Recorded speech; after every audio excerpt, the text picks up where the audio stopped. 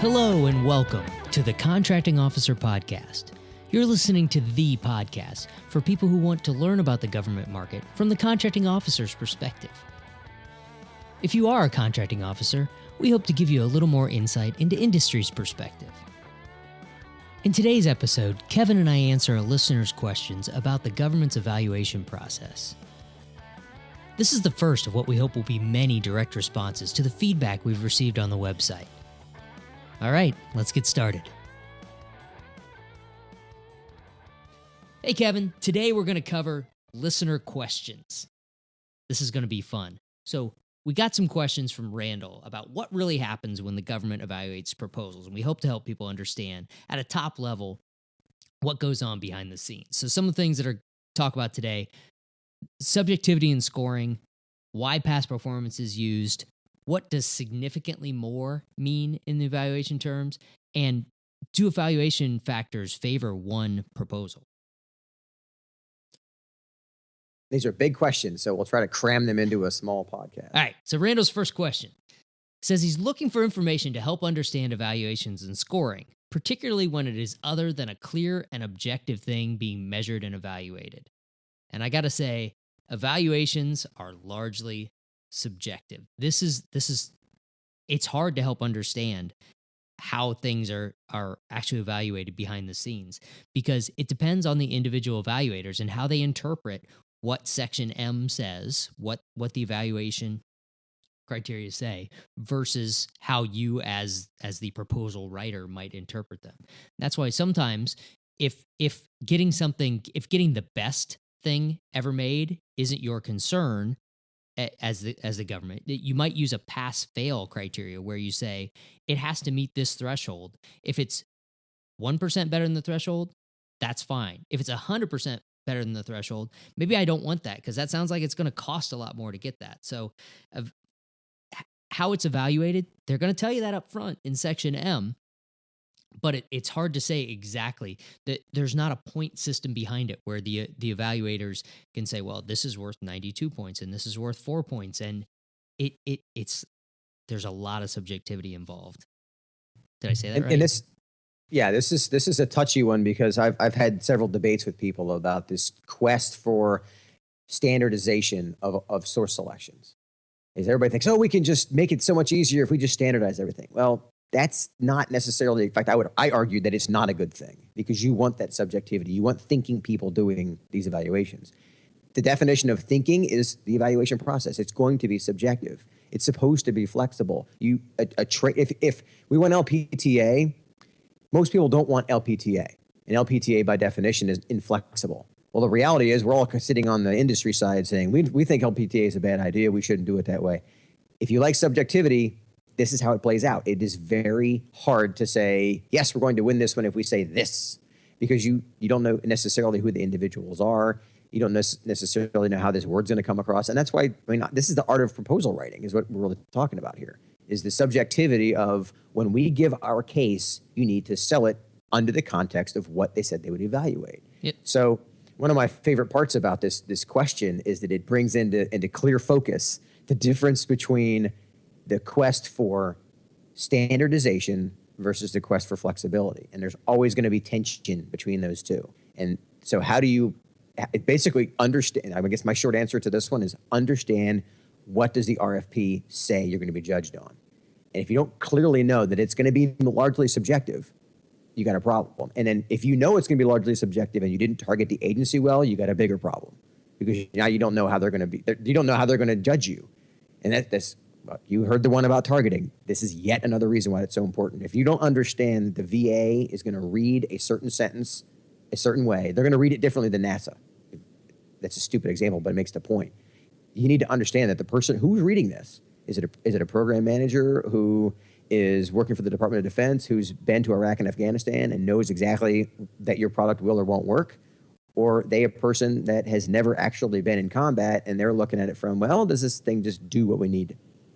Those are the kind of questions that if you don't know the answer to them, you're going to get a different evaluation than you think. All right, so let's lead this into his next question. So, and as by way of example, regarding subjectivity, what makes somebody's past performance blue while somebody else's is green? And second part of that question is, can two members of the evaluation team come to different conclusions? Well, the RFP should, in section M, give specific descriptions of what makes something blue or yellow or green. So maybe this isn't past performance that I'm talking about, but RFP should say something like, a proposal that has one or more significant strengths and no major weaknesses is blue. If the strengths and the weaknesses balance out, then we rate it green. It should have some kind of guidance like that. So for past performance most of the time isn't rated as strengths and weaknesses so much as relevance. Does that make sense? Yeah, and that's the question's a little bit confusing because colors usually refer to the technical approach, management, that kind of stuff, whereas past performance is it recent, relevant, etc. So it's easier to meet the recency part, right? In other words, if they say it has to be done in the last 5 years, okay, that's an easy one to meet. But the relevancy can get fuzzy because now you get into, well, was it with the same agency? Was it for similar? And I'll say things like, is it similar in complexity? And so define complexity in, again, they may define it, but for the purposes of answering this question, complexity means if it's a 5-year contract with 100 people in 7 different locations, all providing, medical staffing services, and you've only run, your past performance is one contract with 15 employees in one location with no subcontractors, it's not as complex. Or if you have one that is, yours is, it's all the same company, they're all the same labor category doing the same thing, but they happen to be in 7 different locations. One evaluator is going to say, well, they've managed people in different locations. They understand how to remotely manage employees. And another evaluator is going to say, yeah, but they're not different types of employees. They're all admin versus being admin, medical, HR. Yep. See what I'm saying? And one person can say, hey, 20 people isn't very complex, but 50 people is complex. Another person could say, well, I think 40 people would be more complex. There's lots of different opinions that come into it. So to answer the question, can two members of the evaluation team come to different conclusions? Yes, they can have different opinions on it. But in the end, there is a proposal consensus, and in large source elections with lots of different evaluators and advisors, there's actually consensus sessions where the decision makers get together and they decide what the rating is, and they listen to the different members of the evaluation team, listen to their different opinions, and then everyone has to come to agreement on, yes, this is what we're going to rate this particular factor. And the big takeaway here is, remember, all of those opinions come from your proposal. So remember, you have to tell this story to say, this is why we think our past performance is equal in complexity to what's in the RFP. Yep, and it's got to be, it's like you said, it's what you wrote. Even if that evaluator knows more about you, they can only evaluate what's in the proposal and the feedback they got from past performance questionnaires and all that stuff. So this leads us to the next thing. Next question from Randall. Why use past performance? As is commonly said, past performance is no guarantee of future results. And that is absolutely true. Past performance is no guarantee of future results. But I think we all use past performance in our personal life all the time. I think the concept still adds value. It can't guarantee success. What were you going to say? Yeah.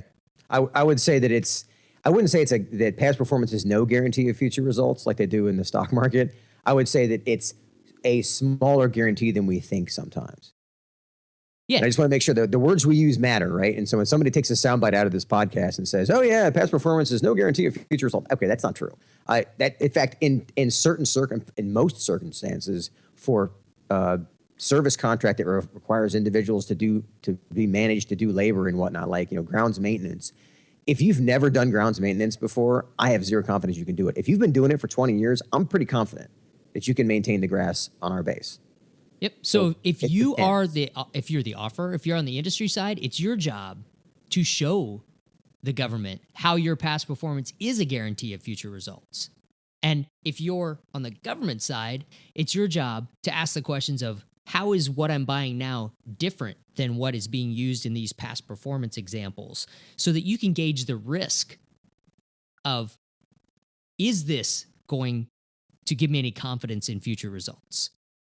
And here's the the third piece of the puzzle here is your ability to stitch those two together given current circumstances. Yep. So I just read a blog post of, I don't know, like a month ago or something. It was talking about service contracts that are being recompeted. The last time these service contracts were awarded was 2010. It was right after the Great Recession. Lots of people were looking for work. Government had money. We had two wars going on. It was basically the opposite of what it is now.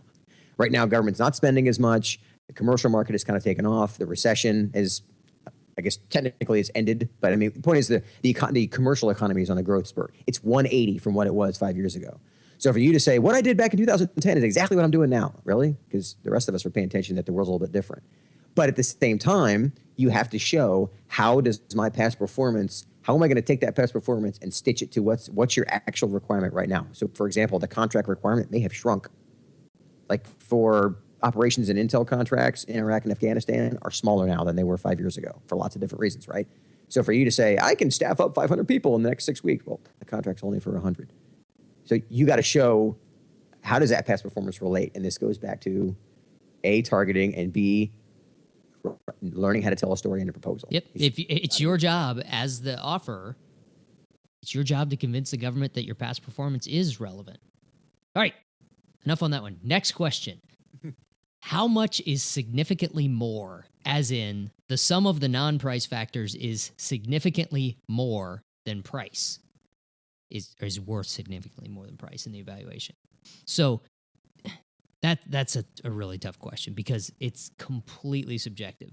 It's meant to be flexible because you don't want to inadvertently lock the evaluation team into an answer that doesn't make sense for what they want to buy. So you can't, there's not a formula of it's twice as important or it's 0.35 more important. So yeah, there's going to be a rough idea on the government side of how much more important it is, but it's meant to be flexible so that they can make those trade-offs. And the closer the evaluated technical and the solution is in evaluations is if everyone is roughly equal in that, well, suddenly price becomes more important. And I've actually seen some RFPs lately that say just that as the evaluation of the non-price factors, as those are evened out, price becomes more important, which is exactly what happens. If you're given roughly equal choices, well then, saving a few bucks is going to be important to you. But if one is much more valuable, you might not be interested in saving a few bucks if you can get a better solution. And if you've been listening the last 10 minutes, you know what I'm going to say. If you're targeting the agency, you're going to know, or you're going to have a better idea. And so then the other part of this that you may not know, if you listen to one of our previous podcasts, we talked about this is company specific. So how you write your response to the RFP should, to some extent, rely on what your strengths are. Like, what's your win theme? What is your overall, what makes you uniquely capable to win this work? So significantly more important than price. Let's say they say past performance is significantly more important than price. Now we're back to that conversation of, well, how relevant is your past performance? How well can you write to that story of our past performance? The things that we do is exactly what this contract is for. Yep. In that case, when it says significantly more important than price, you're hanging your win on that to oversimplify. Yep. And if your management strategy is only slightly more important than price, you better spend most of your proposal writing about past performance and not your management strategy. Yeah, very good point. And then the other part of this is that as a contracting officer, as a program manager, as a source selection authority, as a person who is making the decision, you want as much flexibility as you can get away with. Because I don't want to, as the user, I don't want to get handcuffed into having to pick somebody that I don't want. Or let me rephrase that. Pick somebody I don't want as much as the other guy. And that's why this is, the terms are fuzzy on purpose. Yep. Is that if you're the person, if you're going out to buy a car, if you're going out to buy, I don't know, you're going out to hire somebody to manage your house or to build an add-on to your house or something, right? Same concept. You may not even tell them this, but in your head, you've decided that their past performance or their proven ability to build a phenomenal addition to my house on schedule, on cost, is more important than the actual cost, because I don't want people trapped into my house for an extra 6 weeks. So that's in your head, right? Well, it's the same thing. You want the flexibility to decide at the last minute, you know what, but this guy's at, I don't know, 20% cheaper. I'm going to get over it. That's the flexibility that we as humans and as business people crave. Well, this is how. Yep, but you have to write that flexibility into the RFP, because you can't decide at the last minute that you want something that you didn't describe in section L&M. Correct, but you want the flexibility to decide, I said this is more important than price, but for 20% more, it's not that much more important. Yep. See what I'm saying? You want that flexibility. Yep. If it's 5%. Yeah. And what I was going to say is, don't worry, Randall. You have to justify why you make those decisions of, hey, I've decided that it's worth paying 20% more for this extra capability. It's not just a wake up in the morning and decide that kind of thing. There's some paperwork involved. Yes, lots of them. Go listen to the, I don't know, there are many of them. We talk about the value of documentation. Yep. All right. So last question from Randall. Are evaluations often revised so that a favored contractor is an awardee? For example, if blue is originally 100 points and 100 points is not disclosed to industry, maybe it'll be rescored as 120 points if that benefits the favored contractor. So in theory, this can't happen. In reality, let me phrase it a little differently. So previous episode, we talked about how industry's job, you're trying to shape the RFP before it's released so that the evaluation criteria favor your particular solution. So that's separate. Once you get to the evaluation phase, do some of the evaluators have biases? Absolutely.